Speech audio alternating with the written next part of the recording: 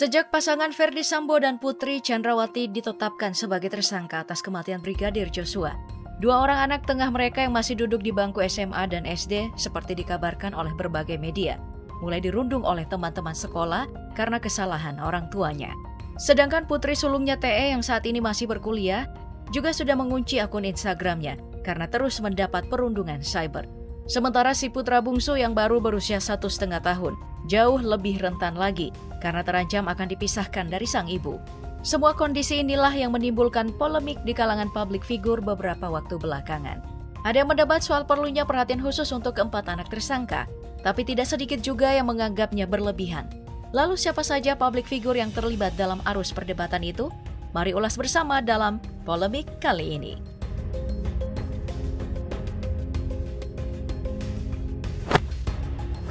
Seto Mulyadi atau akrab disebut Kak Seto, psikolog sekaligus ketua dari Lembaga Perlindungan Anak Indonesia atau LPAI, adalah sosok yang paling lantang bersuara soal perlunya perlindungan terhadap keempat anak Ferdy Sambo.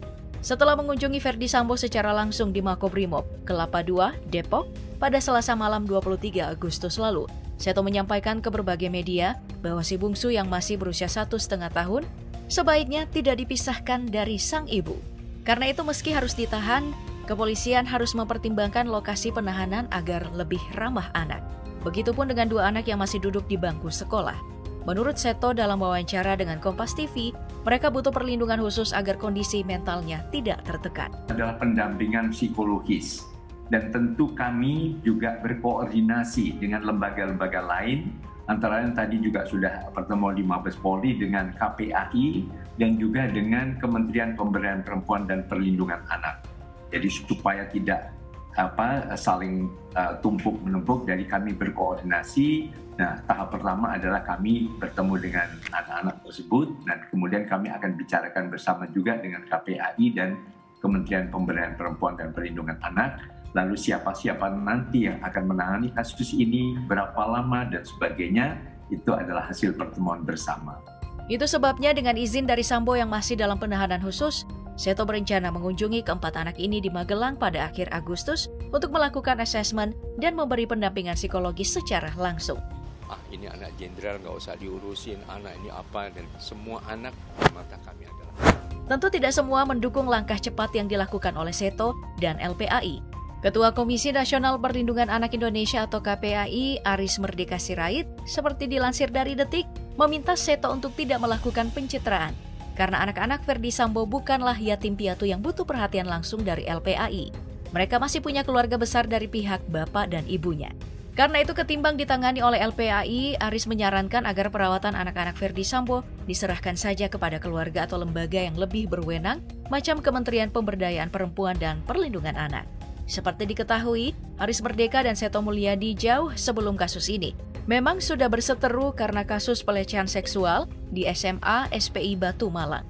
Saat itu Aris yang tergabung dalam tim litigasi dan advokasi perkara mewakili KPI dikejutkan oleh kehadiran Seto sebagai saksi yang membela pelaku pelecehan, Eko Julianto. Itu Bung yang membuat saya marah, ya toh? Kok bisa-bisanya orang yang bertahun-tahun mencitrakan dirinya pembela anak, tetapi untuk kasus predator kejahatan seksual dia berdiri di situ untuk meringankan. Bahwa kemudian saya juga baru dengar, wah ini keterangannya adalah saksi ahli yang meringankan terdakwa, dan sebenarnya saya juga agak terkejut. Gitu. Itu kenapa bisa terjadi Kak Seto? Kalau dari keterangan Kak Seto kan Kak Seto netral. Iya, makanya justru tadi masalah kesalahpahaman, miscommunication dan sebagainya. Namun yang tidak setuju dengan langkah Seto Mulyadi bukan hanya Aris Merdeka. Mantan pengacara Baradae, Deoli Payumara, rupanya punya pikiran serupa. Hal ini dia ungkapkan di acara catatan Demokrasi TV One. Menurut Deolipa, ketimbang panjat sosial di kasus Ferdy Sambo dan mempermalukan alma mater psikologi UI, Seto lebih baik mengurusi anak-anak yang masih terlantar di jalanan. Karena mereka lebih rentan dirundung ketimbang anak-anak yang tersangka. Yang tentunya masih punya keluarga besar dan punya hak istimewa secara finansial untuk mengakses bantuan. Pernyataan mengejutkan tentang anak-anak Ferdy Sambo dan Putri Chandrawati juga datang dari kuasa hukum keluarga Brigadir Joshua, Kamarudin Simanjuntak, orang yang paling berkepentingan memenjarakan kedua tersangka. Dalam sesi wawancara yang berlangsung di Kompas Petang, Kamarudin menyampaikan jika dirinya siap mengadopsi anak-anak lawannya di persidangan. bahkan siap menyekolahkan mereka hingga ke jenjang perguruan tinggi. Ada dua hal yang jadi alasan Kamarudin menyampaikan ini. Pertama, karena keyakinan bahwa kesalahan orang tua tidak mesti ditanggung oleh anak-anak tersangka. Dan kedua, sangat tidak adil jika anak tersangka dijadikan sebagai alasan untuk dapat keringanan di saat kliennya harus menanggung luka karena kematian anak mereka. Saya minta jangan alasan anak menjadi hukum kita tidak tegas. Oke. Dalam rapat kerja Komisi 3 DPR dan Kapolri yang berlangsung pada Rabu 24 Agustus lalu, permintaan untuk melindungi anak Ferdi Sambo dan Putri Chandrawati juga datang dari anggota Komisi Fraksi Golkar, Ade Rosi Hoirunisa.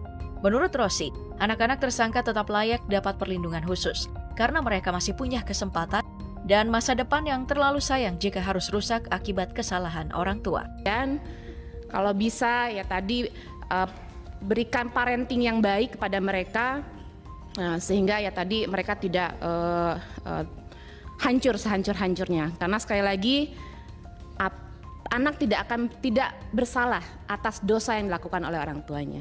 Dosa orang tuanya adalah dosa mereka sendiri. Anak biarkanlah mereka tumbuh, berkembang, dan mandiri. Selaras dengan pendapat Rosi, Nafa Urbach, selebriti yang mencalonkan diri sebagai anggota legislatif di DPR RI lewat Partai Nasional Demokrat, juga bersuara di akun Instagramnya dan menyebut dengan tegas jika posisi anak-anak tersangka dalam kasus ini adalah korban, bukan pelaku. Jadi tidak benar jika mengarahkan kemarahan pada mereka. Hanya saja menurut pakar psikologi forensik Reza Indragiri Amril, seperti dikutip dari Detik dan Jawa Pos, meski anak-anak tersangka butuh perlindungan, publik maupun Polri tidak perlu bereaksi secara berlebihan.